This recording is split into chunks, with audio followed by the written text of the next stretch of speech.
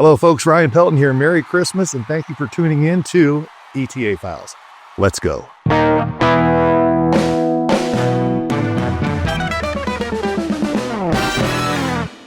Hello, ETA Files. I'm your guest host, your special guest host, Clint Navarre from the Clinton Documents. Here, your special guest host for the ETA Files.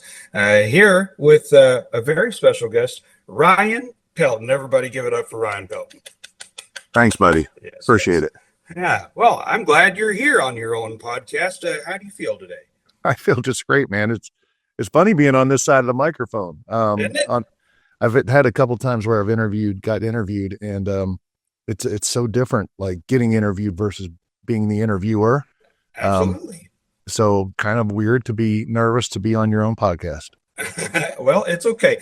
I have a lot of hardball questions for you. First of all, what's your favorite color?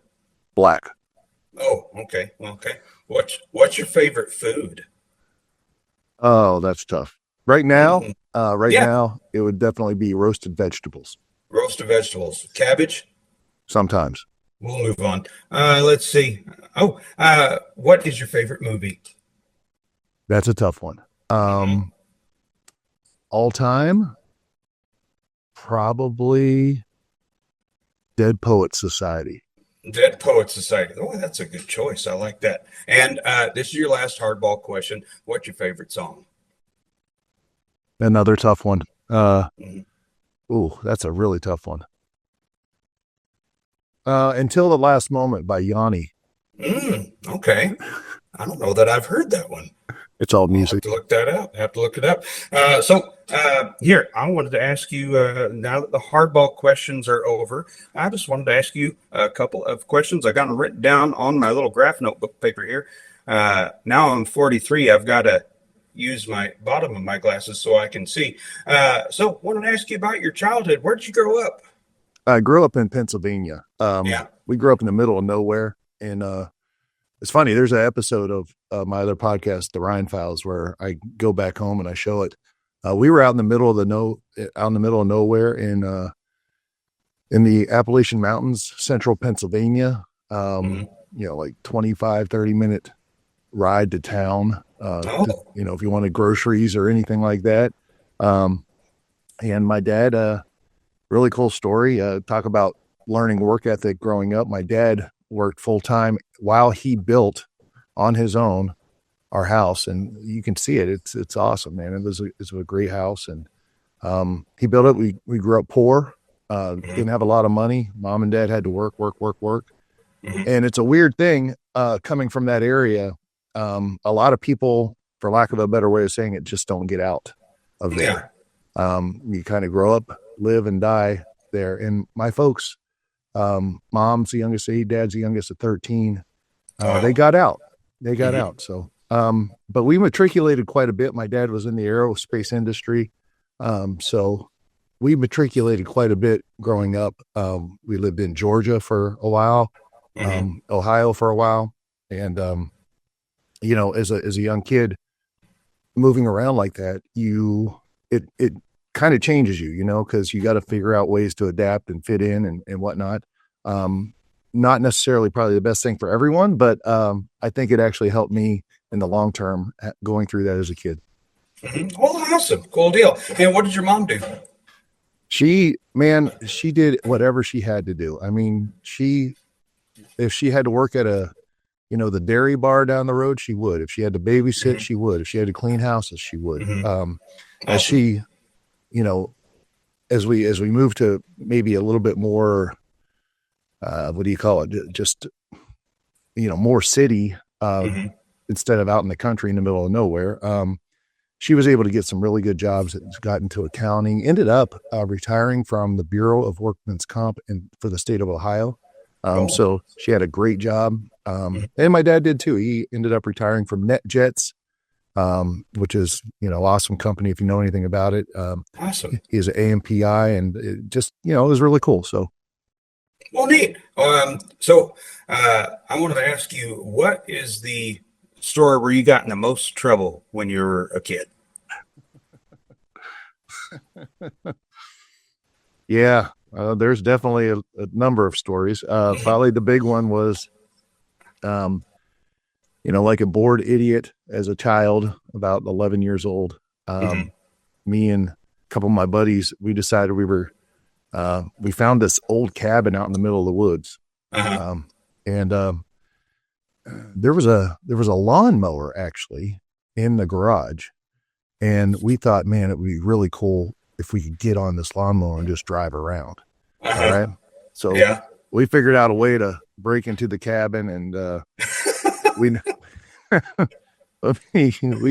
never found the keys to the mower, unfortunately, but we left more evidence than you could possibly imagine. And it was so funny. I came home from school one day, and I was walking home. It was a little bit of a walk to get from the bus stop to the house, and I saw a police car in the driveway, and I was like, oh. So needless to say, I didn't sit down for a while after that. And rightfully so. And I mean, you talk about a lesson learned, man. So, but just being silly kids, in the middle of nowhere in the country. So, yeah. All to drive a lawnmower. Now, what would you say your proudest moment as a kid was? What was the coolest thing you did? You were so proud of that thing that you did. There were some real moments, I think, playing sports as a young kid. What did you play? Everything: baseball, football, wrestling. But there were some really cool moments, little league and whatnot. I mean, as you get older, there's even more moments. But I mean, I look at my childhood as stages. I feel like I started becoming more of an adult earlier than most kids. So, different accomplishments across the way in sports, academics as well. Got great grades and whatnot. But it is funny when you're growing up, your parents, you have, very disciplined, hardworking parents. It kind of rubs off on you.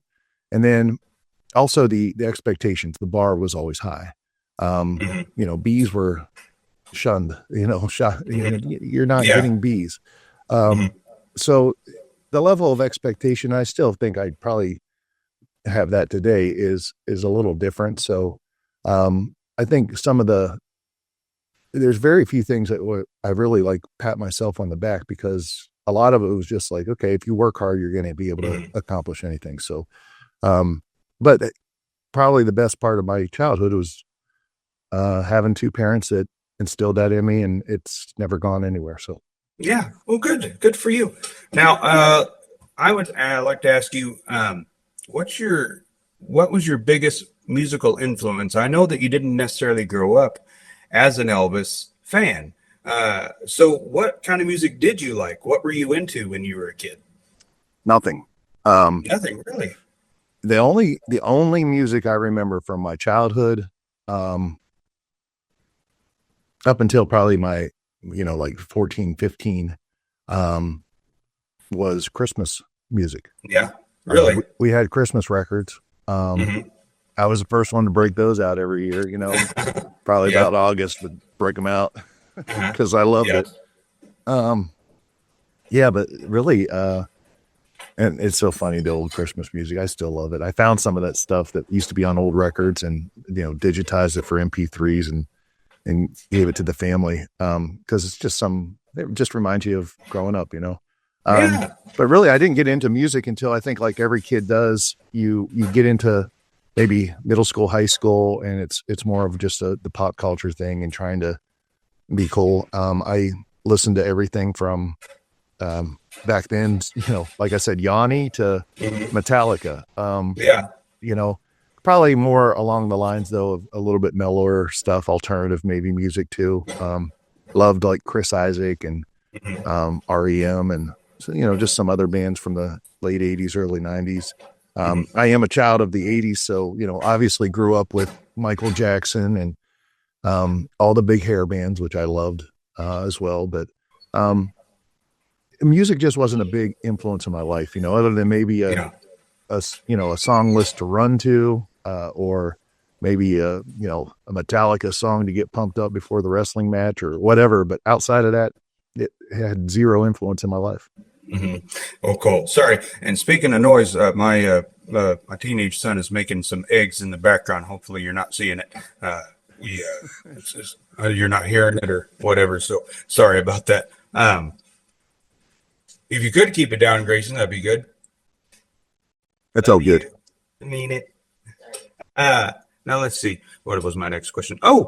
So after graduation, I know you went into the Marines. What was that like? Fascinating, eye-opening experience, and once again, just something that kind of changes, maybe your perspective on things in life. And but that was all based upon, once again, being highly motivated, having great grades and everything else, but still not knowing what I wanted to do with my life. Yeah. And it weighed heavy on me. It really did. Like, and for whatever reason, I've been born with this thing where, I go with my gut. My gut lets me know if I'm doing the right thing or not. I don't know what you call that. But the Marine Corps was just like, okay, this will either be it or it'll beat it out of you, and you'll know what it ends up being. So, and honestly, even after all that, I still didn't know. I just kind of wondered. I went to college, and that wasn't necessarily my thing either. It didn't make any sense. Like, I can read the books and get straight A's, but it was like I clept out of my entire freshman year. But the whole university scene, it just felt like, honestly, like, I hate to say it, but even back then it felt like brainwashing a little bit. Yeah. And I've always been, tell me to jump and I won't ask how high, I'll ask why. I'm happy to jump, but just make it make sense. Yeah. And, it just didn't. And, however that happened, ended up meeting a girl, long story short, we were together, and she ended up getting pregnant, and I did what I thought was the right thing to do, and I'd do it again. And we got married and had a beautiful boy. His name's Forrest, my son, who is now 31 years old. Wow. Which is crazy. But that immediately changes, everything, your life, so it does. It suddenly wasn't about me. And, so I got on. The first thing I thought of, okay, how do you get, really good money right away to be able to, launch this family? And I started driving 18-wheelers, man, all across the country. And kind of like Elvis. Well, he drove like just a little delivery truck, but it was fascinating. Things, It was fascinating. It was one of those jobs that, I had to study and take the test, and I did. And, next thing you know, I'm driving, 80,000 pounds of Miller beer up to Chicago in the middle of the ghetto at night. And now, how old were you at this time? 21. Yeah. So, it just, it was great money. I had to be on the road some, but, it was a good beginning. And, it wasn't long though before I realized, okay, I can't be an over the road truck driver forever. And I found the way to, take that skill set. One of my favorite jobs. It's so funny. I'm so blue collar built. I found it's called a local job, in the trucking industry, where you basically work, a dock, and then you have all the local deliveries. So you have the deliveries coming from Orlando to Chicago, for example, but it goes to a terminal in Chicago and then it gets delivered locally. Well, that's what I did. And locally is really like within 3-4 hours of the city. So you might drive to Indiana, you might drive to Pennsylvania or wherever, but, and to get off the road, I got this job where I would go into work at like 2 or 3 in the morning.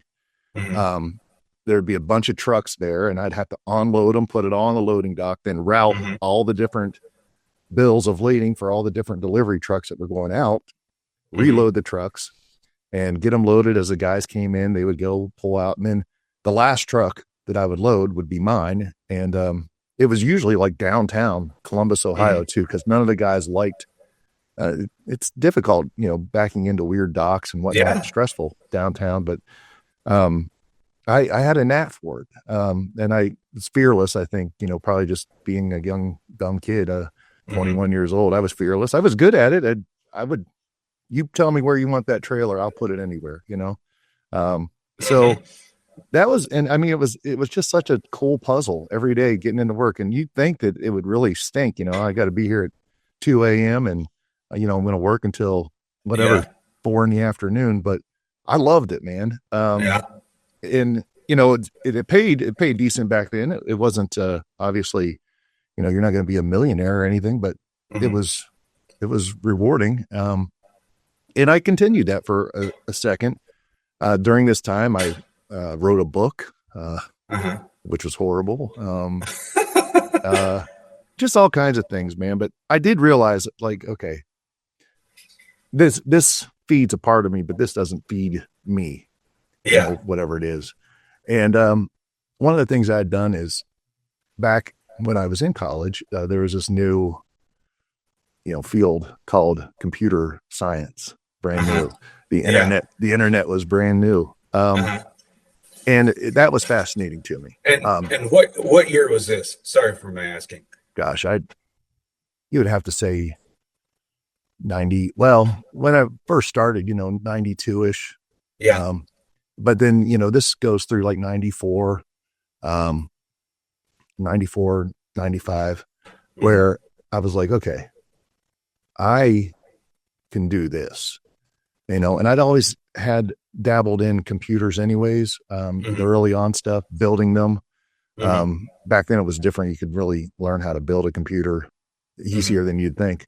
And I had a computer and you know, started building it up and just read books. Really, there was no, you know, YouTube, there was no, you know, website you can go to find this stuff out. I just basically read books and learned HTML, and, you know, next thing you know, I got into graphic design and whatnot. And long story short, just started doing, you know, building websites. And it was all just being taught on my own. There wasn't a lot of people out there, you know, like doing this stuff. And you come up with crazy ideas like, hey, I can put all your pictures on a CD-ROM. And people were like, oh my God, you know, I can see these on my computer. What? So, you know, just simple stuff like that, that kind of built the business. And it was great. It was feeding a part of me that was, you know, the geek in me, so to speak. But still not quite it. Yeah. You know? Okay. So how long did you do that? 2, 3, 2. Well, I mean, really from the genesis of it, you know, there's probably 6 years invested. But full on, like 2 years plus. Okay. And then, and you know, later on, I still dabbled into it. I use that skill set even to this day, you know, of course. And it's the kind of thing that grows as the industry and technology grows. So it's been a really fun tool to have in your toolbox, so to speak.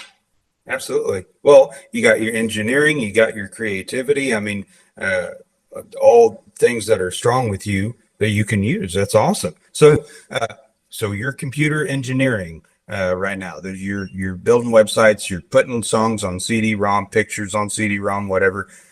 Now there's a Elvis competition, because all your life you've been told you look like Elvis. I mean, it's hard to get away from it. You don't look like Kevin Bacon. You look like Elvis Presley. And what was that like growing up with that burden, I'll say? It wasn't, keep in mind, it wasn't this massive thing early on. It started as early as probably like 12 years old, 13. I remember I was probably 13, 14 years old, and I walked into Kmart, and there was a bunch of ladies at the jewelry counter, turned around and said, "Oh my gosh, Elvis." And I freaked out. I literally ran out of the store. I knew nothing about Elvis. Mm-hmm. And I mean, throughout, even though people would make the comments, I knew nothing about music, Mm-hmm. period. Yeah.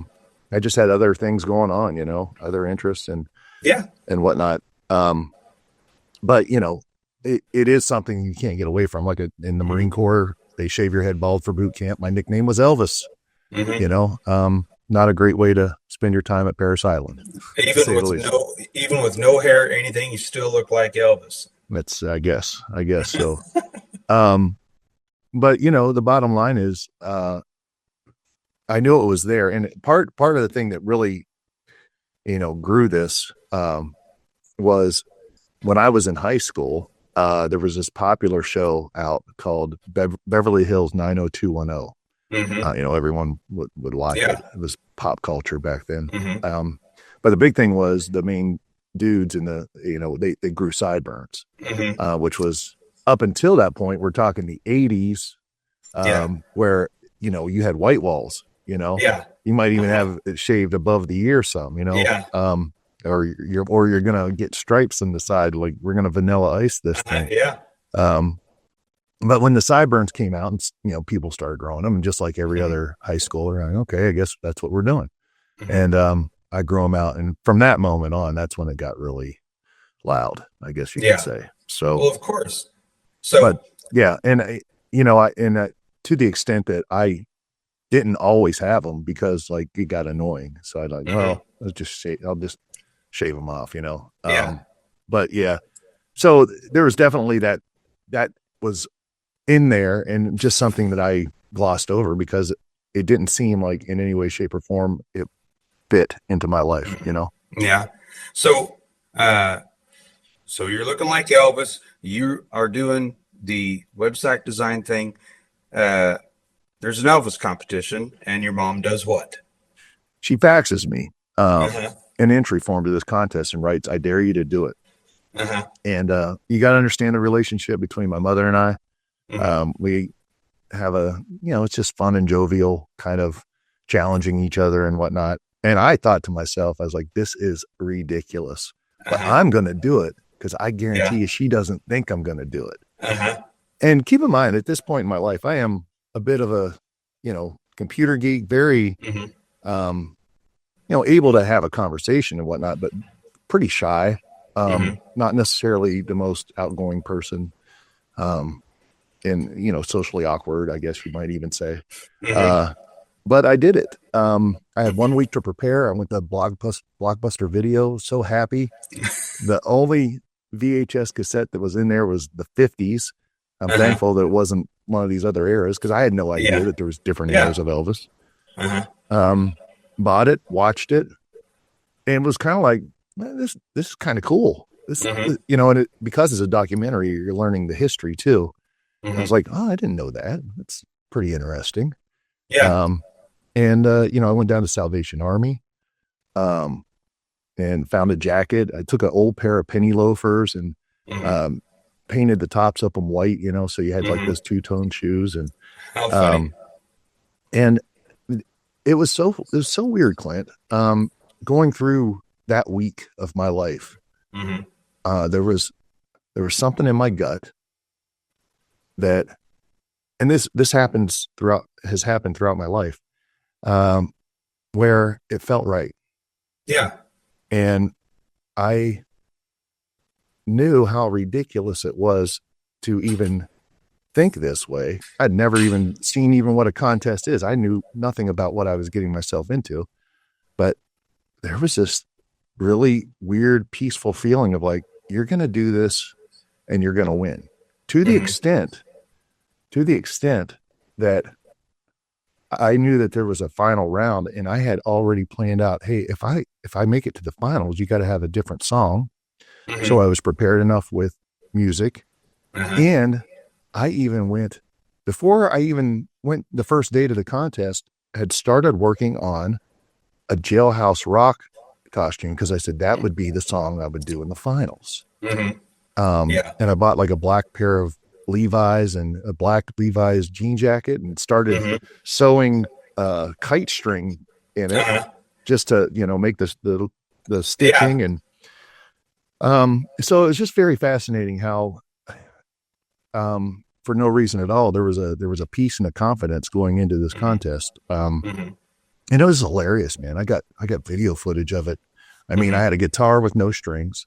Mm-hmm. Had never sang before, nervous as can be. Mm-hmm. Um, had words written on my hands, Mm-hmm. and there's footage of me looking at my hand singing Jailhouse Rock. Um, but for whatever reason, um, and I'm thankful I didn't know what I didn't know. Yeah. And in a weird sort of way, that probably helped Mm-hmm. me. I didn't know that I should have never been there. And therefore I just went out and did what I did. And I ended up winning the contest. Boy, some guys were mad.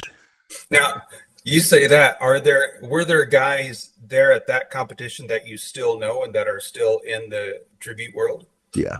Yeah. The biggest one, was the previous year's winner. His name was Irv Cass. Uh-huh. Um, Wow. and it was a great story.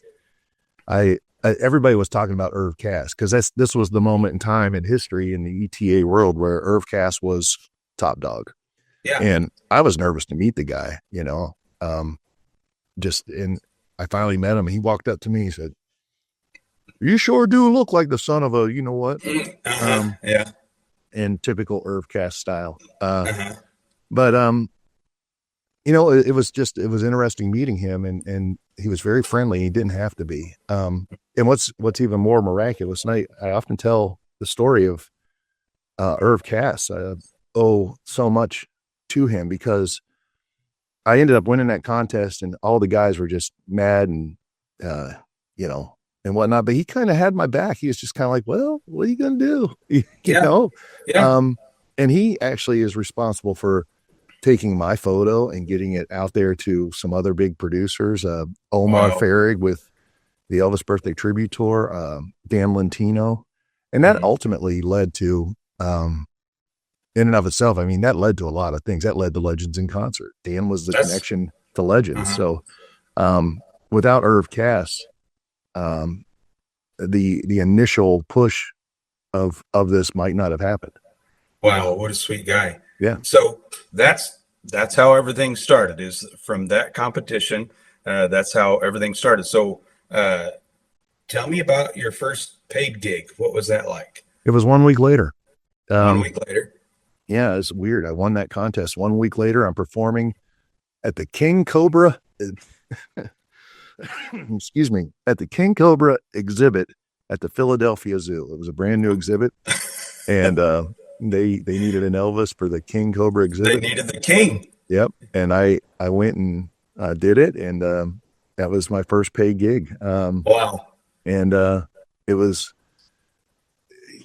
you got to understand, like, whenever you have no idea about, and these are the contest was like $1,000. Mm-hmm. The other gig was, like $1,000 or 1,500. And I mean, all of a sudden you're just like, and this is back in, the 90s. Yeah. You're like, hey, there's something to this. Yeah. And it just ramped up so fast, that I don't know exactly where the moment came, but there was definitely a moment, where I knew I had to make a choice, and remember I told you I wrote that book. Yeah. So I wrote this book, and, it was horrible. I have these dreams as a young man of being the next great American author, Mm-hmm. Yeah. that really got my juices flowing. But I wrote this book and put a lot of time and passion into it. And, but it ended up being horrible. And I realized that the reason why it was horrible was because I didn't have any life experience. Mm-hmm. And that was the major factor, believe it or not, that led me to this world, this Elvis world. Yeah. Because I realized, like I said, everything ramped up really quick. People wanted me.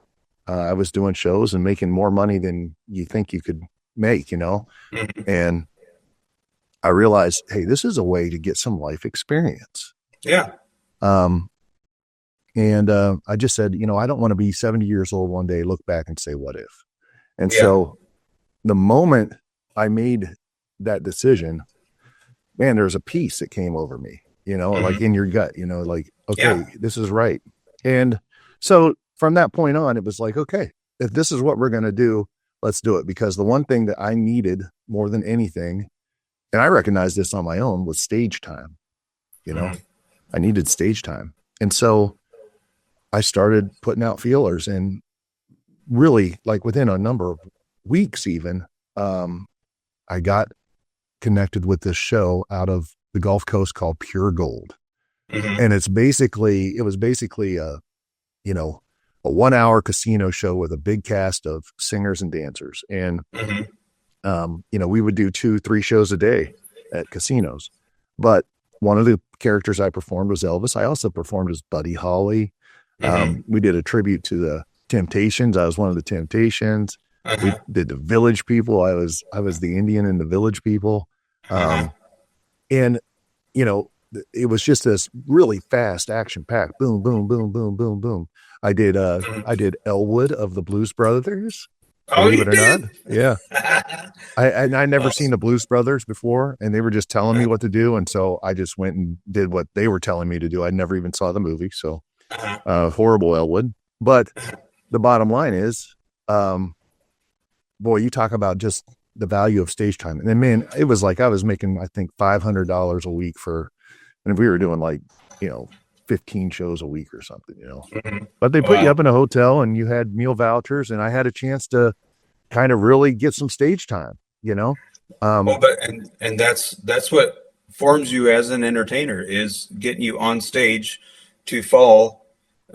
You only can run after you've fallen a billion times. Yeah. Yeah.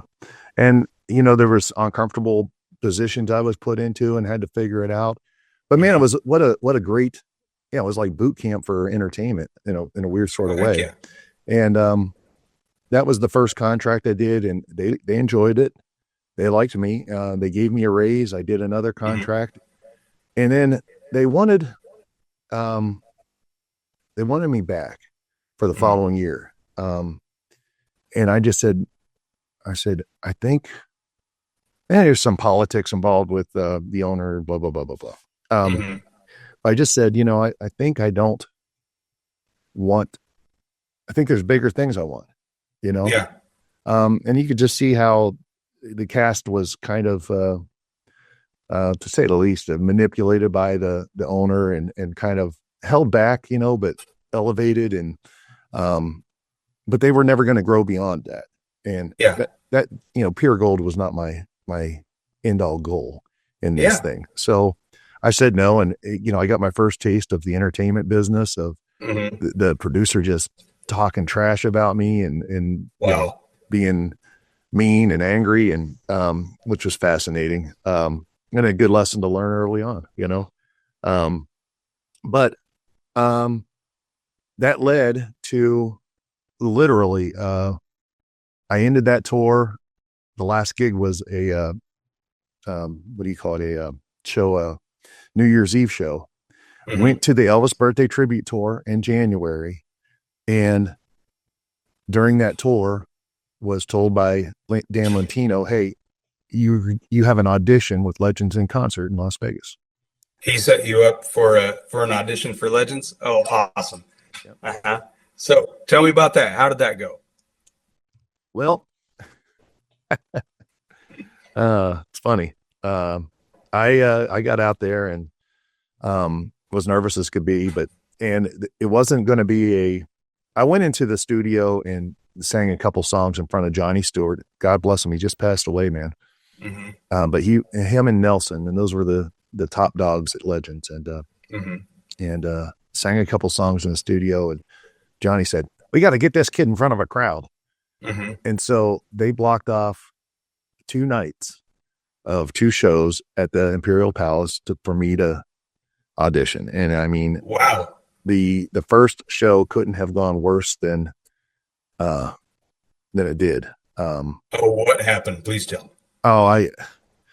Dude, I'm out there singing. I'm like, I'm going to really bring it, man.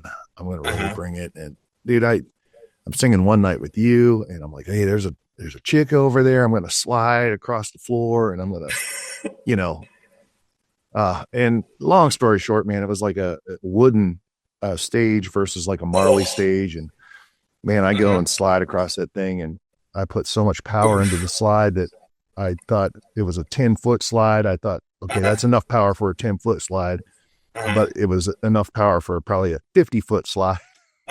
Yeah. And yeah, I mean, I go and I topple over into the audience and spill drinks and break stuff, and I burn holes in the tuxedo pants of my knees, and they're bleeding. It was horrible. And I remember Johnny came back to the dressing room. I was just defeated. I was like so embarrassed. And came back and he said, "Well, buddy, that was interesting."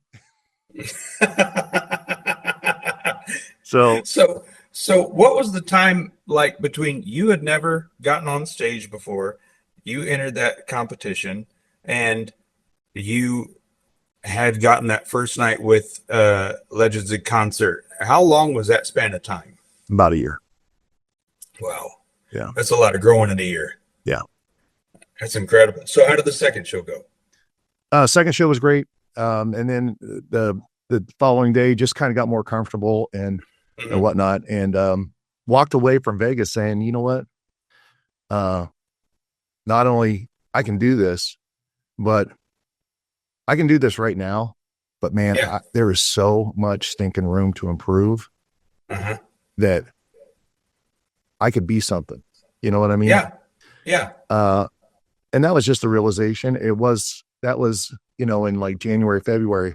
By March, I had my first Legends gig. I was on the Big Red Boat performing. And once again, just a great situation where, you're getting reps. Yeah. You're getting reps. And important. then living on a cruise boat and all that stuff, and, just living life a little bit.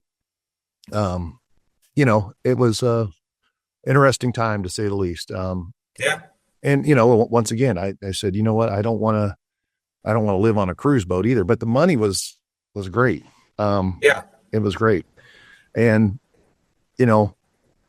got off the cruise ship, and gigs once again just started pouring in. And there was this moment in time with Legends, and I'm not going to mention any names, but there was this moment in time where Elvis guys were, some really big name guys, but they would screw up, or they would do this, or show up late for whatever reason. And Johnny would be like, "Well, you're going to be out of the show for a month, buddy."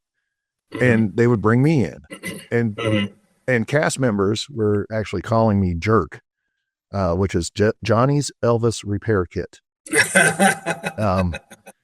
And so I was working with Legend. It would be like, okay, you're going to go do a month here in Myrtle Beach. You're going to go do a month in Branson. You're going to go do, and they started opening like these longer run shows. Like they had Muckleshoot in Seattle where nobody wanted to go to it. And I would be like, I'd love to go to it.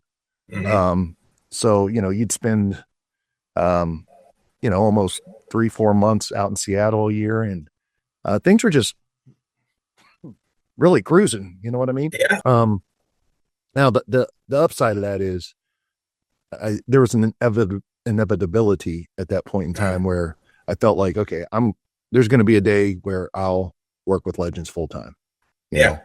On the other side of that, the negative side is that during this whole time,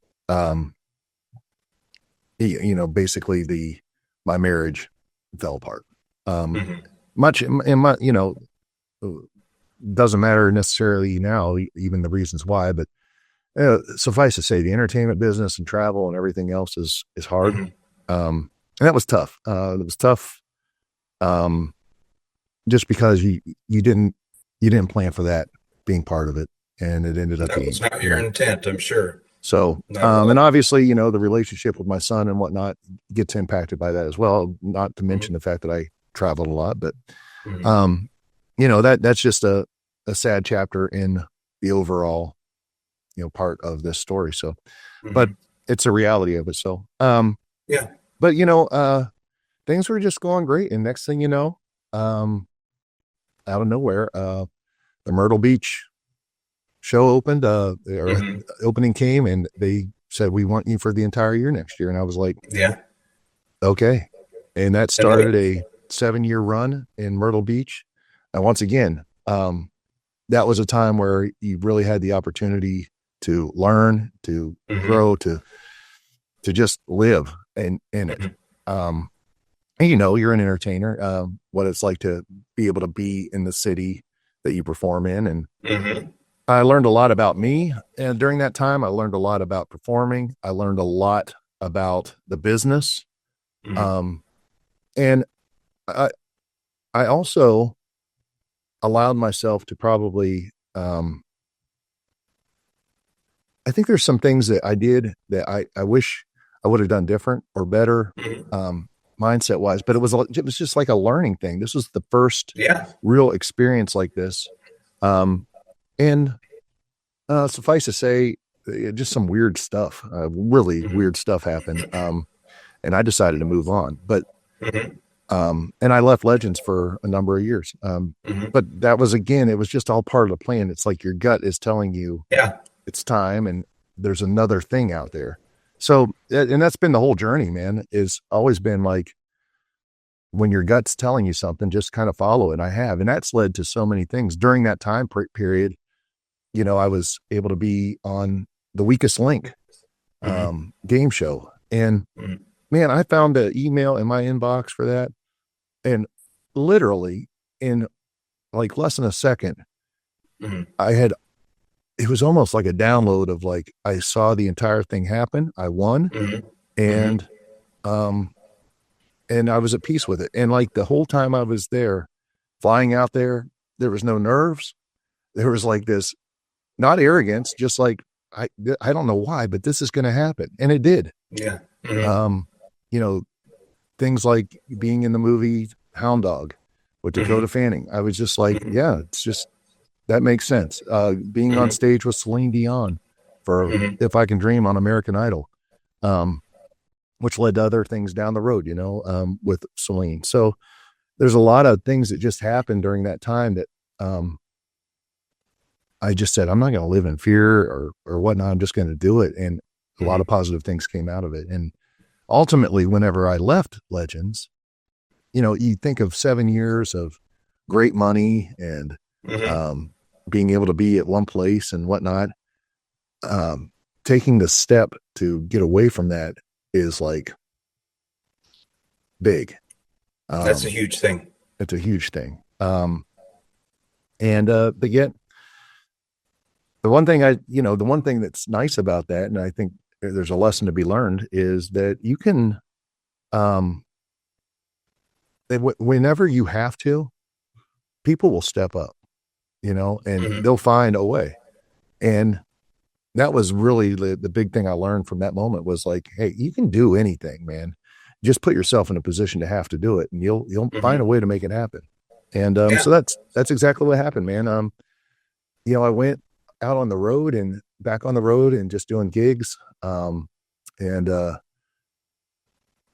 it led to, and by this time, obviously, I'd met my wife, Amy, and Mhm. we were together. Now, did We, you meet her in Myrtle Beach? Where did you meet her at? I met her in Las Vegas. She was a lead singer dancer in Las Vegas. Okay. So Mhm. during one of my stints out there, we just got to know each other and Mhm. just kind of grew. So this was, Mhm. years gone. But um, we ended up moving to Nashville because we had this idea that, hey, we want to start a band, and we're touring so much. Why not have your own band, So we moved to Nashville, and man, we found some great guys right out of college. They were excellent musicians, and it's so funny. My original band of The Difference, it was Ryan Pelton and The Difference, Mhm. is now the band for Chris Jansen, the country singer. Oh, cool. So, I Awesome. mean, they're fabulous players. Um, but man, and then as a band, we were like, I bought a bus. It was a shuttle bus, Mhm. from like an airport shuttle bus, and Yeah. we put in big captain seats and all this and that. And I mean, it was okay. It wasn't great, Yeah. but we could get around. Yeah. We grew, had to have a trailer. Um, and then we got like this whole tour that was booked from, uh, Nashville to all the way out through Seattle up to Vancouver, all the way to Halifax, back down, massive North America tour. And we were just like, we can't be doing this in this not heated shuttle bus, you know? Shuttle bus, yeah. So I, through the guitar player, one of his relatives was in a gospel singing group and they had a tour bus. And long story short is I figured out a way and ended up buying it. And we bought it and the next day left. And you talk about not knowing anything. You know, obviously I was comfortable driving it because of my experience with 18 wheelers and whatnot. But, you know, not knowing how to, which every day, you know, something on it would go wrong or you'd have to, you know, change a fuse or whatever. What a credible time. Our journey out, we were in Salt Lake City, and the windshield wiper broke.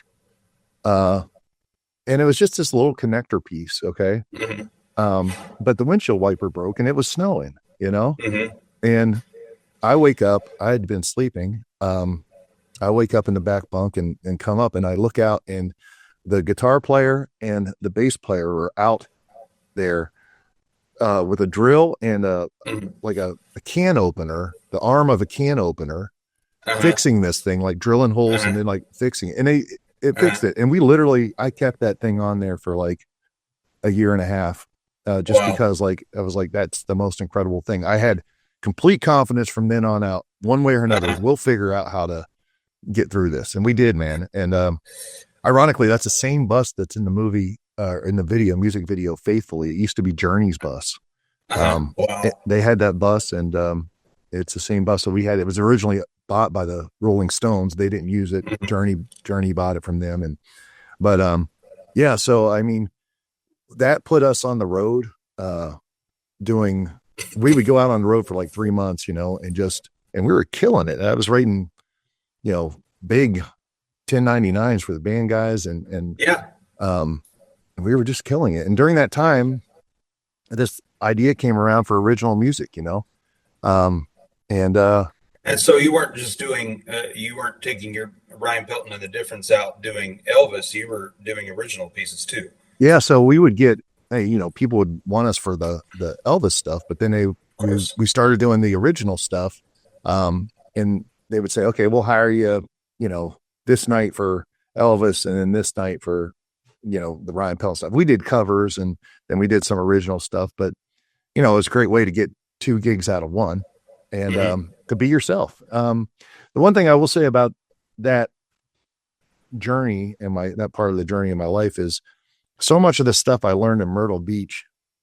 And this is me, this isn't, probably what everyone feels, but I feel if you're going to be an Elvis in a cast, there's a little bit of leadership, and not because I want it to be that way or think it should be that way, but just because I've seen over the years with other Elvises and legends, that is kind of just the way it goes. If the Elvis has the right attitude, the rest of the cast has the right attitude. If the Elvis is doing things that maybe shouldn't be done, then it's okay for the rest of the cast to do it, you know? And when I said things I learned, that was one of the things I learned in Myrtle Beach. And that allowed me probably to be a little bit better of a leader, whenever you're dealing with being on the road with a band and all that. And man, I tell you what, we were killing it. We had huge plans, huge plans, and we were making enough money for, you know, to realize those plans. And then one day we were at the recording studio in Nashville, and I get this, you know, I'm walking down the hallway getting a snack, and this dude comes up walking down the hallway. He looks like Jerry Garcia, white hair, white beard. And he just stops me in the hallway and looks at me and goes, "Can you act?" And I'm like, what kind of question is that? I don't know, you know? And he says, cause I don't know. He goes, but if you can, I want you to star in my next Hollywood film. Wow. Gives me a card, get in touch with me, walks away. Just like that. Wow. That is literally how I landed the movie, The Identical. Is that you had to go to the bathroom? Yeah, what I don't even remember. I think it was like I was going down to the snack machine, man. You get like a Coke or something. But um, that began a journey, a multi-year journey of um, the original script was a lot of NDAs, had to sign a lot of NDAs, Yeah. and all this stuff. But like the original script was about Elvis. It wasn't about Drexel Hemsley. Yeah. And Elvis Presley Enterprises had originally signed on to, be behind this movie. So all the music would have been Elvis music. And, because Elvis was born a twin, his twin brother died at birth. So, you can see where it would have been that.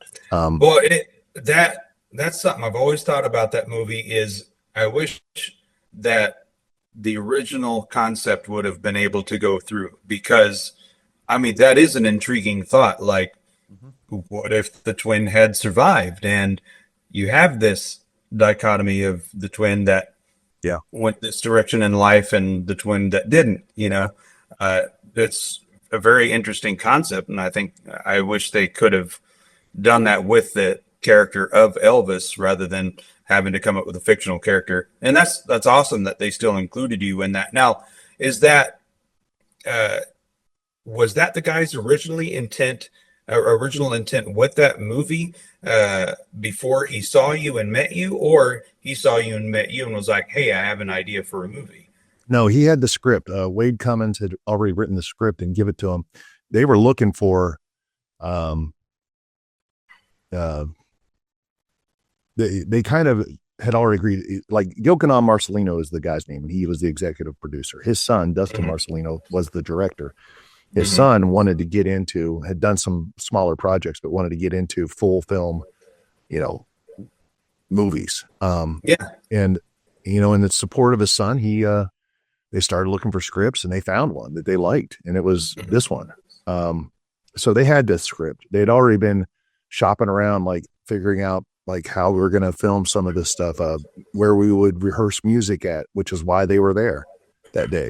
And they were just really at the, 01 level of figuring out, okay, we need to figure out, some casting ideas and whatnot. And it was a interesting process to say the least. Once I got, in it, I started getting, I was part of the thing, first thing, number one is acting classes.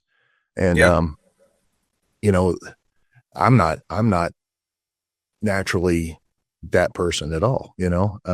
I look at people like you, I get to spend the stage, be on every night on a stage with you. You're just one of those people that's naturally gifted in that. I'm not. And so there was a lot of wall breaking down that had to happen and whatnot. And then just a lot of learning. Shooting a movie, it's amazing that anything ever gets completed. I mean, there's so many parts and whatnot, but this thing grew immensely as it went on. The amount of investors they brought in, this independent film all of a sudden was a $40 million film. Which allowed us to get Ashley Judd, which allowed us to get Ray Liotta and Seth Pants and Joey Pantaleone and all these other, great actors. So it's just a fascinating thing. But once again, I remember sitting in the kitchen with my wife. I wasn't my wife then, but with Amy.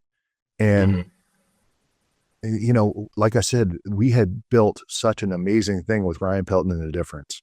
And we had full momentum going forward. And here's this movie thing. And I knew that in order to do the movie, I would have to give this up. And bottom line, she just looked at me. She goes, "Babe, you already know what you're going to do.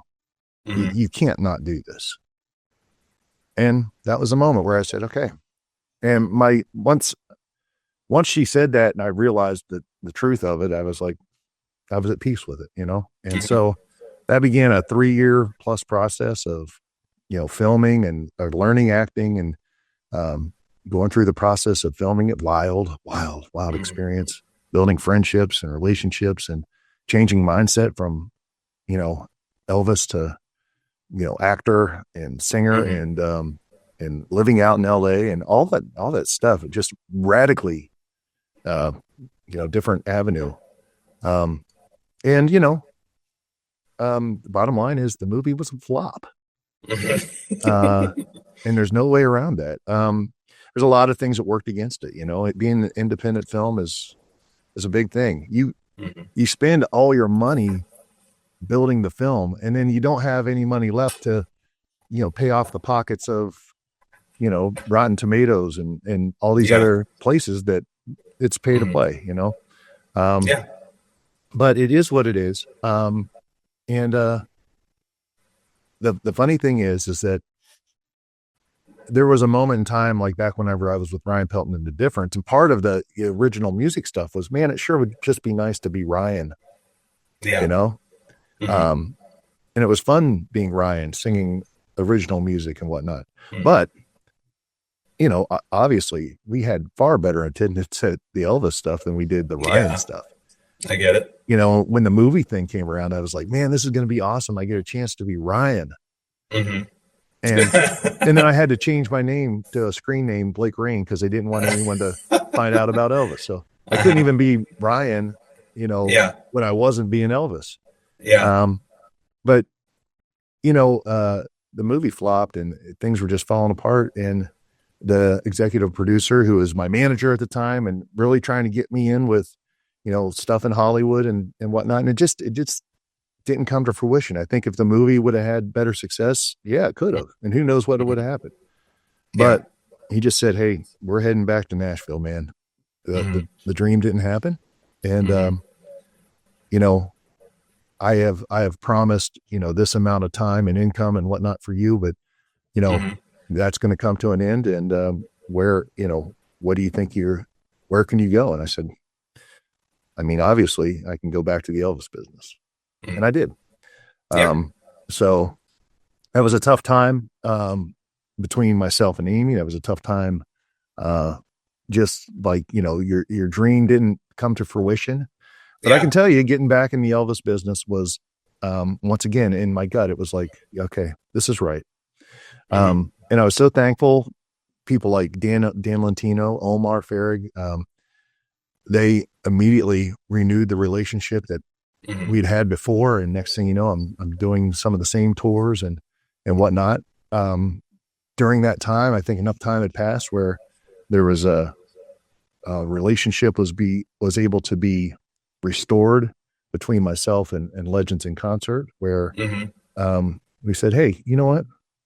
Yeah, let's try it again. And that's back in 2017 when I arrived in Branson, Missouri, and met a young man named Clint Navarre, who had an amazing podcast called The Clint Documents. He still is yet to happen, though. But so you're working at Legends in Concert at Myrtle Beach. You end up leaving that. You go do your own thing for how long? How long do you think you're with Ryan Pelton and The Difference? That's a 10-year period between Ryan Pelton and The Difference, the movie, and all that stuff was 10 years. 17 or 2007, 8 was when I left. 7, I think. And, the movie stuff started probably around 2012. So 5 years of solid work that really built and blew the thing up. And then the movie thing started around 12, came out in 14. And by the end of 14, it was like I was back in Nashville, and 15 and 16 on the road,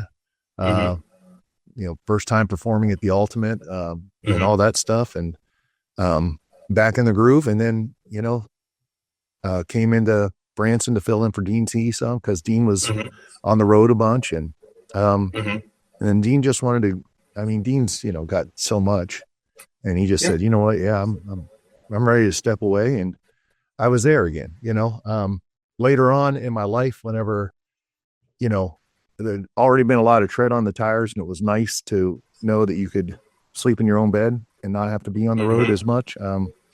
Very thankful that opportunity came around, and it's been great ever since.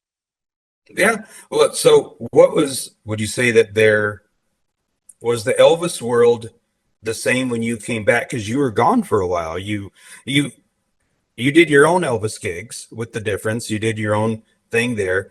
You did the Identical, but was there a change from, pre 2007, when you left Legends, to now 2015, 16, when you came back to the Elvis world itself, where had things changed a bunch?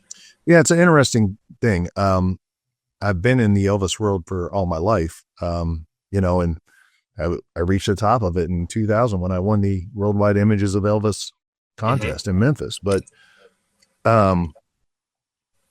being with Legends, you're not necessarily in the Elvis world. When I was out on my own with the Ryan Pelton and the Difference, we weren't really in the Elvis world. We were, and we called ourselves the Difference because we produced the music and we did it our own way. So, Don't Be Cruel and the Little Sister into this and that, like we had our own way of doing it. And it wasn't necessarily exactly like Elvis. Like we would sing the Viva Vegas version of Suspicious Minds sometimes instead of like the real version. And, and just other things like that, that we would come up with. And that's, we were just a little different. So we weren't necessarily in the Elvis world per se. But every so often there would be gigs. Obviously you're in it during the January tours. But obviously with the movie, not in it, back at Legends here in Branson, not in the Elvis world, but I do dabble in it. And obviously with this podcast, I've dabbled in it quite a bit. I got a lot of friends in the business, I do great relationships and whatnot, but there was definitely a massive change in the Elvis world between pre-movie, I guess you could say, and post-movie. And I'm so fortunate that I came up in this business in the late 90s when I did. I feel like that was probably one of the most awesome times in the business that there was.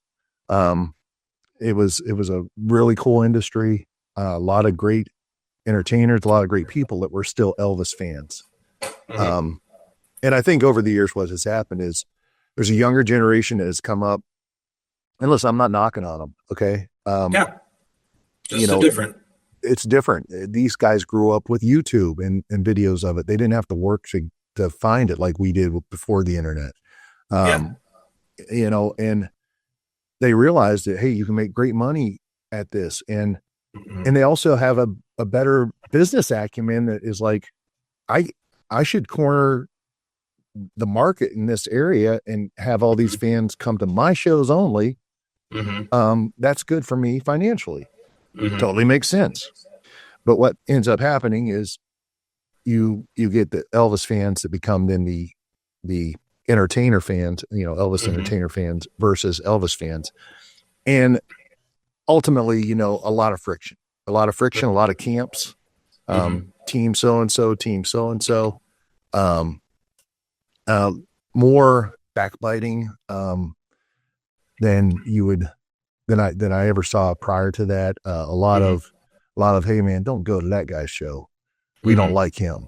We're going to blackball you kind of stuff. Interesting. That you see that in every business and entertainment. Okay. It's real. It just didn't really hit the Elvis business until, sometime in there. I don't know exactly when it was, sometime between like 2010 and 2015, there was some changes, man. And coming back in it, it was obvious and it was uncomfortable. And there was a growing sentiment that I sometimes feel is a false narrative. I can't prove that, but I do feel it, where I'm going to out Elvis you. Okay. I like Elvis more than you like him. Therefore I'm more valuable. And that guy doesn't like Elvis. More authentic. That guy's not authentic. He doesn't like Elvis or whatever. And just a lot of that stuff and nonsense that it kind of gets very high school, middle school ish, in my opinion. And, tell Colton hello. I will. He says, and it just, at some point, it kind of turned you off, I guess you could say. And one of the things I did when I started this podcast, Clint, was I wanted to understand maybe a little bit better from the guys themselves, what their experience is, and if they have experienced this and seen it and felt it. I wanted to hear from the younger guys and see, why they've moved the way they have. I wanted to learn something by doing this podcast. I certainly think that I have, and it's been incredible because it is such a crazy business, the Elvis world. Elvis has made so much money in his life, but man, that Elvis business after he passed away has made so much more than he made when he was alive. It's incredible. I'm so thankful to have been part of it. And to still be part of it, but it has certainly changed, and I'm not the old guy on the lawn, the old guy on the porch saying, "Get off my lawn." I'm not that. And I'm very adaptable, but it is different. Do you think it's because there's been more of a focus on, rather than the tribute artist has not become trying to just make a tribute to Elvis, but it's become more tribute artist centered than Elvis centered? Yeah, that's the point. Elvis used to be the center of the business, and now it is each ETA in their camp are the center of the business. And therefore it limits, like you used to be an Elvis fan, so you could go see Ryan Pelton and you could go see, guy X, Y, or Z, it's so funny. And you see it in Branson, Missouri, by Elvis fans will come out and they'll be like, they've got to tell you, hey, well, we also went and saw Dean, great. Why wouldn't you go see Dean? Yeah. Dean is awesome. I don't live in this weird world where it's about me, because it was always about Elvis, and that has changed.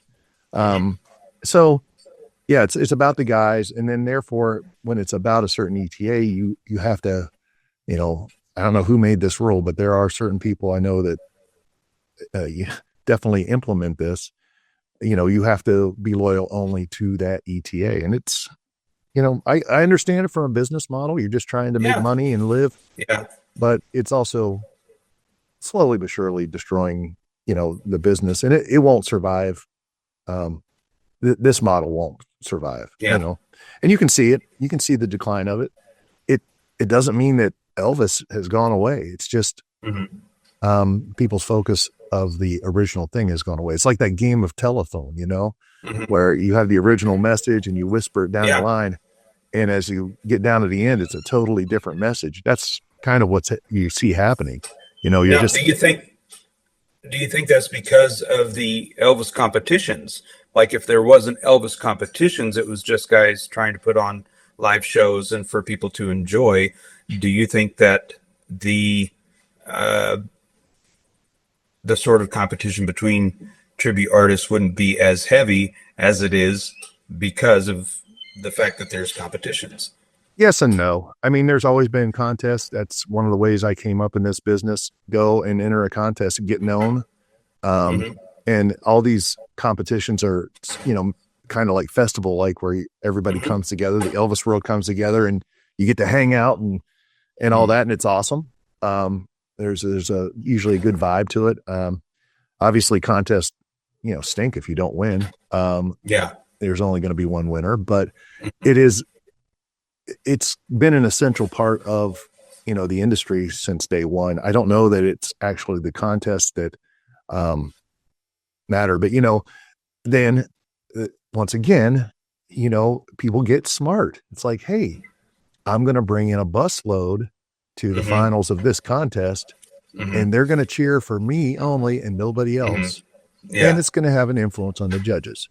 In the spirit of Elvis, that's probably not necessarily my favorite thing, that happens. And once again, it becomes part of a business model, to take care of you and your brand. And I get it. I get it. I'm not banging on anyone for making these obvious moves, Not at all. But it doesn't mean that it's not going to have a negative impact on the industry itself.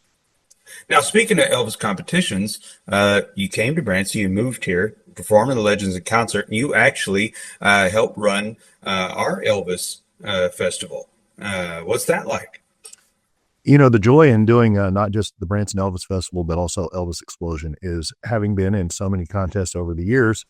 I really enjoy having the ability on the production side to put the guys in the best position I feel you can put them in, to walk on that stage and know that there is an effort put behind them being there, the assets, the video assets, the band preparedness, whatever it is, the questions that have been answered so that you're comfortable in what you're doing as you're walking on stage. That's really been the goal since day one. And I'm in a unique position to be able to do that because I've been a contestant. I think it's hard to produce an Elvis festival if you've never been a contestant. Yeah. You can just see, well, they'll figure it out when they get here, or, oh, this guy's he's being a pain in the butt, calling all the time, asking questions. Well, guess what? Maybe you just answer the questions and put them in the best position. Yeah. Because ultimately what you're doing in a contest, the reality, okay. Yeah. You charge an entry fee and whatnot, but you're the entertainment for a show that is selling tickets. All right. And you're basically you're basically paying to be there, and if you win, you will get that reimbursed. If you get second, you might get some of it reimbursed, but you're also spending money on, food and travel and hotel rooms and all this. From a production side, I want to make the experience as best as I can because you are putting so much into this. It has to have some sort of value for you. A lot of people don't look at it that way. They look at it just again, from a business standpoint. But, and also just getting a fair shake. I can't tell you how frustrating it is, the subjectivity of contests. And when you don't feel like you're getting a subjective, or you're getting a not subjective result, it's a problem. And, I don't have to agree with the outcome of every contest that I'm involved in the production side, but if it doesn't pass the eye test in some way, shape or form, then there needs to be changes made, And so I've had to deal with that a little bit. I don't want to be part of something that's not just as best as it can be, professionally run and in honor of Elvis and the contestants. I don't want anything to do with it. So I've been lucky to be put in a position to do that. And as long as I have the opportunity to do that, I'll continue. Yeah. I think that that's the best place to come from is humility, trying to serve others and trying to build them up so that they can perform the best that they can to bring back to life something that people really love. That is a humbling thing to be able to do. Yep. And it was really rewarding to have Jimmy Holmes win this year and then go on and win the Ultimate. That was awesome. Yeah, and he did a great job. Yeah, he was great. He was really great. So you're at Legends. You do the Elvis competition. What's it been like being here in Branson, Missouri? I'm sure a little bit of a culture shock. What's it like being here, living here in Branson, especially post 2020? Yeah. So we've kind of shared this journey together, Clint. Where I was thankful for the opportunity to come to Branson. Didn't necessarily want to come to Branson. My wife, Amy, encouraged it because she knew some people here and whatnot, and got here. And of course, when I first came, we were doing 2 shows a day, 6 days a week, Groundhog Day. Yeah. The work schedule's definitely gotten, the work schedule's definitely gotten better. But the truth of the matter is that I've, once again, you go through changes, and I think that's what life is about. You go through changes. My goals and aspirations when I got here are different now. No doubt about it. And I've always tried to be the best I can as far as pulling for the product that I've been a part of for decades. And I think you see that, we work together, we're in the same dressing room. I was really proud of how we banded together after 2020. We were shut down, I believe, for 100 days exactly. Yeah. Mm-hmm. And we were reopened, and we put together a lot of, you and Justin, the Blues Brothers, and myself, Mm-hmm. we put together a lot of work and some videos and Mm-hmm. whatnot, for free, just to, kind of get the momentum going. Mm-hmm. I think we were successful. Yeah, I think there's a reason why our venue was the one to open up and none of the others did. Mm-hmm. And I, when you have good people, when you have great people, great things happen. And that's a testament to you and Justin, no doubt about it. So, and there was a moment in time where I thought, I know this show, I know this product, I know,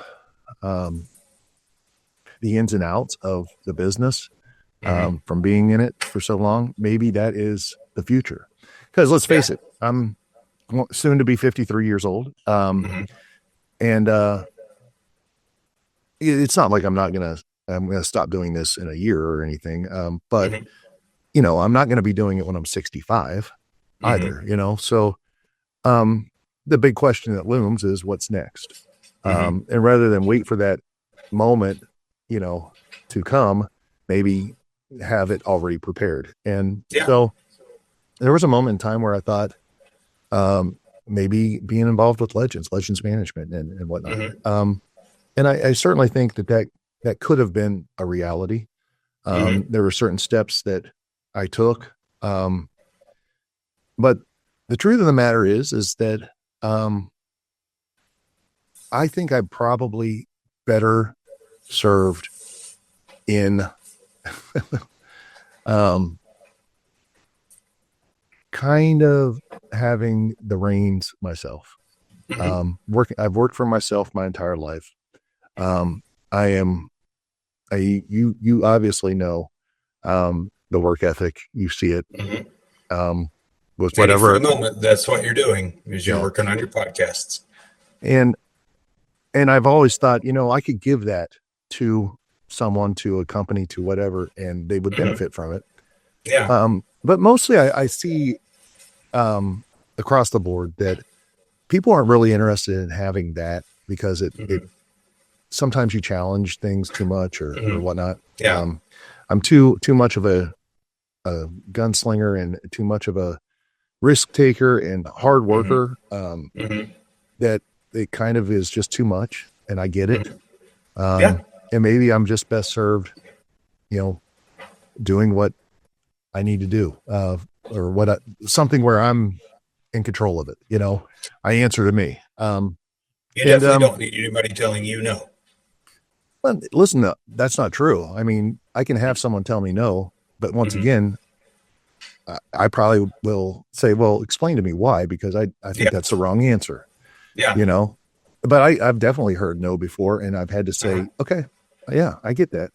And sometimes I've agreed with it after the fact, and sometimes I haven't, but still fall in line, because that's the position you're in. It's not like I'm, think that I'm always right. That's not the case at all. I didn't mean that as much as, you need to be able to launch. You need to be able to start your engine and fire it and go. And you don't need rather than no, maybe a better word for it would be, you don't need an object in your way. You don't need any obstructions. Yeah. And so with no obstructions, what's the future of ETA Files? Well, it's interesting. So, 2 years ago plus or so, I got involved with, starting a podcast, and we had great conversations about the name. Yeah, we did. I'm going to just say it, for all the people. Clint came up with the name A Ryan Files. A Ryan Files. It was A Ryan Podcast. Oh, that's right. That's right. A Ryan Podcast. Which, if you spell that out, it's terrible. And now, I would have never let you actually. No, of course not. Of course not. It took you about 10 seconds to realize what was happening. And of course, I would never want that to happen. I just thought it was funny. And the opportunity presented itself, and I couldn't not take it. No, it's a great joke. It's a great joke. And as always, it's the the dressing room, the locker room, so to speak. We have great conversations. I do. I'm with you and Justin and some others. You guys have been a great, I guess, sounding board on some stuff and thoughts and ideas and whatnot. You're kind of like family. So, but I started that when some other ideas, I think, just kind of like I knew that wasn't going to be the future. So I said, well, what is going to be the future? This was something that, man, actually had been on my mind for years. And I kept on just saying no. And the moment I said, yeah, okay, fine. Yeah, man, once again, it felt right in the gut and peace came, and, so I did it for, the first year, and the first year was, very, just learned a lot. Number one, not a lot of growth. I think we went from year one to it was only like 800 and some subscriptions, I think. I was hoping in 1 year I'd be able to get above 1,000. It didn't. It wasn't until January. So, a year and 2 months that we got above 1,000 subscribers. But the irony in that is you're spending 60 hours, whatever, a week on a podcast, and,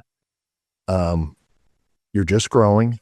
You're learning how to be more efficient, learning how to do things, learning the algorithm, learning, whether you realize it or not. But not once did I get like, yeah, this isn't worth it.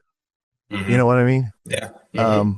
So all of a sudden, I think I said, you know what, maybe it would be nice to do an Elvis podcast. I know stuff about that. Maybe, because I'm in that world, maybe I can grow an Elvis podcast, and help it grow the Ryan Files. Help them mutually benefit each other. And also the big thing was I realized that the algorithm was like, hey, all of the weird UFO stuff that you like and Elvis and entertainment, they don't really mix. They don't really mix. Really? Yeah. So, that's whenever I said, because I had interviewed a number of entertainers and Elvis's on ETA Files in year one, or on the Ryan Files in year one. And I realized it really needs its own niche. So once again, just came up with the name and launched in January of last year. In this episode here we're on Christmas Day. This will be the fruition of 1 year of shows. And during that year, it's been fun to do. And I told the reasons early on why I wanted to do it. There's been a lot of learning about the industry and about different guys and different age groups and their motivations and kind of what the overall view of the Elvis tribute world is. But one thing I will say, I've learned a couple of hard things too. I've learned that ETAs are. I've learned that ETAs are very spoiled is the wrong word, but it is a close version of it where you live in a world where you're a rock star. Essentially, you're making good money, and without knowing it, you're living like that. You're living like a rock star, but you're not realizing that. Try it without Elvis and see what happens. So it's an interesting concept. I mean, just guys not following through with interviews, not getting in touch with you, telling you that they'll be there and then ghosting you. Some named guys, it's been very disappointing. And when you compare that to the number of, doctors, scientists, and people that have been on like, History Channel and Discovery Channel and, or I've been on Joe Rogan or Tucker Carlson or other big podcasts where I can reach out to them and everything is just boom, boom, boom. Communication. I don't have to, call 2 days in advance to make sure that they're going to be there for the interview. No, they're there, ready to go, ready to fire. Which you would think might be different. I thought ETA Files would be a great way to people to learn about these guys Yeah. and use it to promote yourself. Yeah. But what I ended up ultimately finding is it's just not the case. Do you think it's a personality difference in uh, scientists have a certain personality, guys who go into entertainment and specifically maybe even Elvis Tribute Artist Entertainment have a certain personality type. Maybe they're more aloof or more just they don't see things as rigid as, which I guess scientists shouldn't see things as rigid, but you know what I'm saying? Like they work on a schedule. Entertainers probably don't as much, especially guys who travel around and maybe don't do a daily show like we do, like Legends, where they have to regiment their life, they have to schedule their life. They're some guys, their life is more open. Do you think it's just a personality difference? Yes and no. I think responsible is responsible. I think, you know, you have a choice when I say, hey, can you be here at this time or date, or you provide the time and date. And that's usually what happens. They tell me the Yeah. time and date and I'm like, okay, let's make it happen. I'll send you an invite, email invite. And then you don't show up. It doesn't matter what kind of personality you have. Yeah. It's just showing something. Yeah. So that's been a frustrating thing about it. Just getting guys, Mm-hmm. getting guys to commit to it. I don't know that I've ever asked anything to make anyone uncomfortable. I do think that there's probably a little bit of that politicking that goes on. That's Certain right. camp here or there that's like, hey, don't go on that program. That's not part of our tribe. Mm-hmm. There Yeah. might be a little bit of that too. Mm-hmm. But the bottom line is, as much as I've enjoyed the journey, and as much as it will still be around, I'm taking a step back. This is the last episode of year one, and I'm fixing to be on the road for a month. Mm-hmm. But there are other things that I know I'm going to come up with. If someone gets a hold of me and says, hey, interview me, I'm Mm-hmm. available, Yeah. I'm going to do it. And we're going to have an Awesome. episode. Awesome. I know I'll probably have some episodes with some of the guys for the Branson Elvis Festival. I know I'll probably Mm-hmm. have some for next year's Elvis Explosion. And along the way, if other things come up, great. Happy to do it. So there's But still content coming, just maybe not on the regular schedule that it has been. right. And definitely not until, at the earliest, February. I'd go on Mm-hmm. tour. Great tour, man. I get to go to NASA in Huntsville. I get to go to Oh, that's uh, awesome. Elvis Birthday Tribute Tour, we're hitting Skokie, Illinois, Rockford, Illinois, Mm-hmm. Aurora, Illinois, Gary, Indiana, Indianapolis, Cleveland, Cincinnati, Mm-hmm. Louisville. I get to do a show that Christopher Dunn from the Mm-hmm. Ryan Files, he's Uh-huh. about pyramids in Danville, Illinois, on the 31st of January. I get to be at St. George Theater in Staten Island. There's a number of these great things I get to do in January, so I'm so Mm-hmm. excited Mm-hmm. about. But I'm also going to be on the road, so I won't have the ability to be in studio to interview. Yeah. Mm-hmm. So, but yeah, and listen, um, it's been fun doing ETA files, Mm-hmm. but it started turning into work, not Mm-hmm. not the editing or the Mm-hmm. interviewing or whatnot, but the work is, getting guys to just not flake. Sorry, Yeah. that's just the truth. And so, It's unfortunate. um, it will be there as much as guys want it to be there and fans want it to be Mm-hmm. there. It's not like I'm just saying I'm done, because that's not it. But my focus is certainly, there's no doubt about it, on the Ryan Files, which is Mm-hmm. the thing. It is the thing. Mm-hmm. Yeah. I said in the first year, we only had 800 and some subscribers. Mm-hmm. In the following year, here we are at almost 130,000 Mm-hmm. subscribers. So there's obviously massive growth and I guess, just momentum, and for the first time, ironically, Clint, I had to wait until I was 50 some years old. First Mm-hmm. time in my life where Ryan gets to be the guy.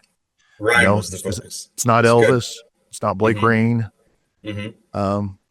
It's the first time I've ever been allowed to actually be myself. And, Mm-hmm. and it is funny how people will make the Elvis comments about it and Yeah. whatnot. But, you know, the truth of the matter is that, it's the first time in my life I get to be, you know, for lack of a better term, me. And I was thinking, Mm-hmm. what do you think of this, Clint? Because you're kind of an awesome, funny dude. Mm-hmm. You Well, know, thank you. I get the Elvis thing. I don't want the Elvis thing. I was Uh-huh. thinking maybe I should start doing something like, hold on here, something like Okay. maybe like this. Hold on. What do you think? That looks good. Does it I like it. does Okay. it look less Elvis-y? Slightly less. It just looks like Elvis. Elvis was a fencer. There. I like to do fencing. Uh-huh. What about, hey, just I like that. Yeah. just with a mustache? I, lo- No, no, not that. No. Tom Wait. Selleck looked awesome with that. Do you, can you do a Fu Manchu? Is that Uh, on there? is this, Almost. I'm I don't know. Hold on. I think that's kind of like the Fu Manchu kind of, right? Well, you still got disconnected here. It's supposed to just go around like that. Oh, so, okay, hold on. Mm, Yeah, it's just a mustache that goes all the way down. Almost. Okay. Yeah. that's kind of Johnny Depp, right? Yeah. Johnny Depp and Inigo Montoya. You Yeah. killed my father. Prepare to die. No, I think that's about as close as it gets. Uh-huh. And what's the eyebrows? Maybe, hold on. What's the eyebrows? Do they look funny? Yeah. Yeah. Uh-huh. I like it. Oh, very villainous. Maybe this should be my new look, so that Maybe. people will get away from the, I think you should just go full ZZ Top. Like, the option. totally. If the options were there, maybe I'd do that. Yeah. You know, I'd love that. That'd be awesome. Man, I'll tell you what, something that I've really loved about the ETA files is listening to other guys' approach on what they do with the character and how they prepare. It opened my eyes up as a different tribute artist, doing Jake Blues and doing Garth Brooks, to learn to see different methods. It's not just interesting to only Elvis tribute artists. This is a podcast where other artists and other entertainers can learn so much, learn different aspects of things and what can inspire you. I've really enjoyed watching ETA Files, yeah, and I'm really glad to be a part of it on this episode of it. I'm glad you had me come in and be your special guest host of it. Well, the truth of the matter is that one episode that we had, you had the Clint document sign up there, and it's just so you're so quick witted and so smart and such a fabulous entertainer. I was thinking, man, I could have an Elvis guy do it. I could have friend do it, Doug Bruin or whatnot. And I was like, nah, just having Clint. You're just good at everything you do. So, and I've learned a lot. I've learned a lot about you. I've probably forgot more about Elvis than. But the one thing that, especially with Legends in Concert, the one thing that stands out is how to be an entertainer, and how to be in the moment.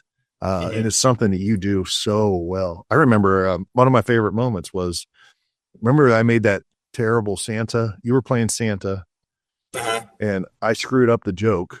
The self-esteem. Yeah. I think my line was supposed to be, that hurts my self-esteem. And I said myself, self-esteem or something. And you just self-esteem. Self-esteem.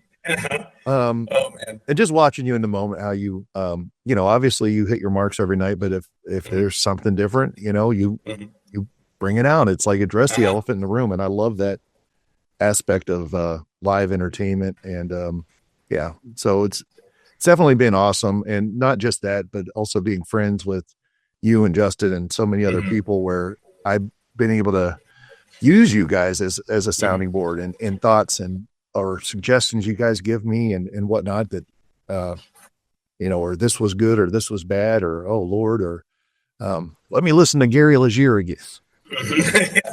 Oh gosh, man, he was great, man. Just being literally 3 feet away from you every day, watching you grow these podcasts has been inspiring to me too. And we have a great community here in Branson. It's only gotten better with you here.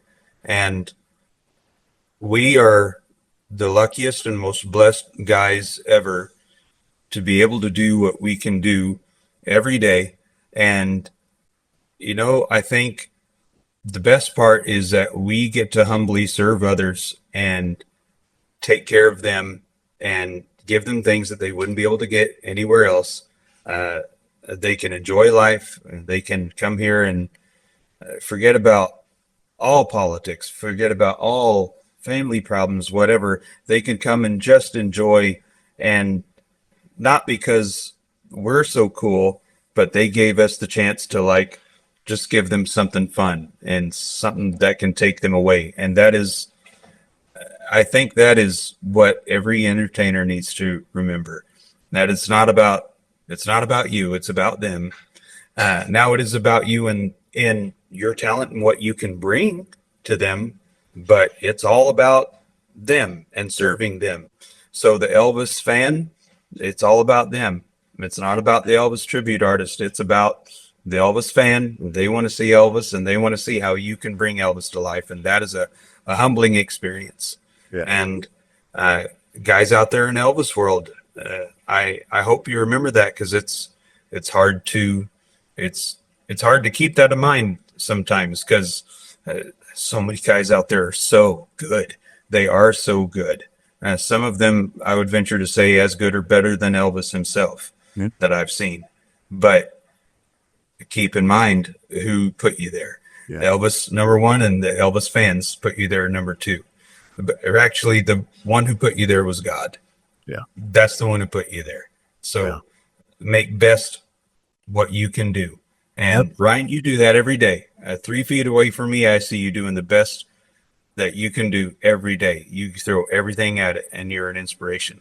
And I really appreciate you having me on to guest host. Now, tell people where they can get a hold of you, for your podcast, and what your tour is going to be like, and how they can find out where they can see you.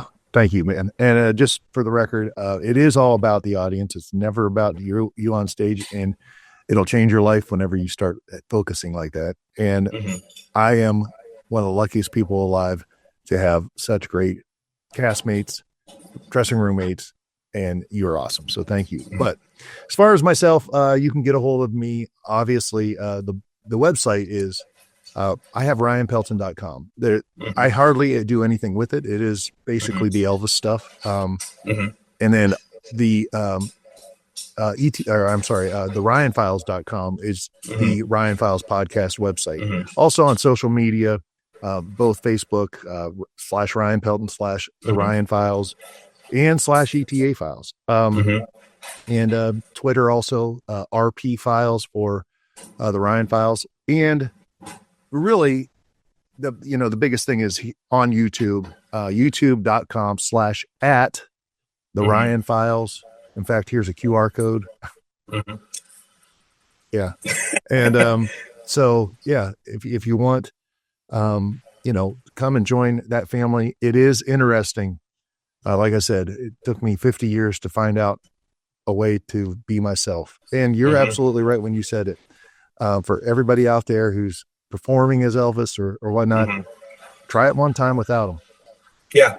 And you'll figure it out real quick. It's hard. It's hard. So it is. Hey, I really appreciate you having me on there with the Clint Documents on ETA Files. It's been awesome. We're always glad to have you here at the Clint Documents. Awesome. Thank you so much, sir. Thank you. And ladies and gentlemen, this has been ETA Files with your host, Clint Navarre of the Clint Documents. Thank you, Ryan Pelton, for coming on. Thank you, sir.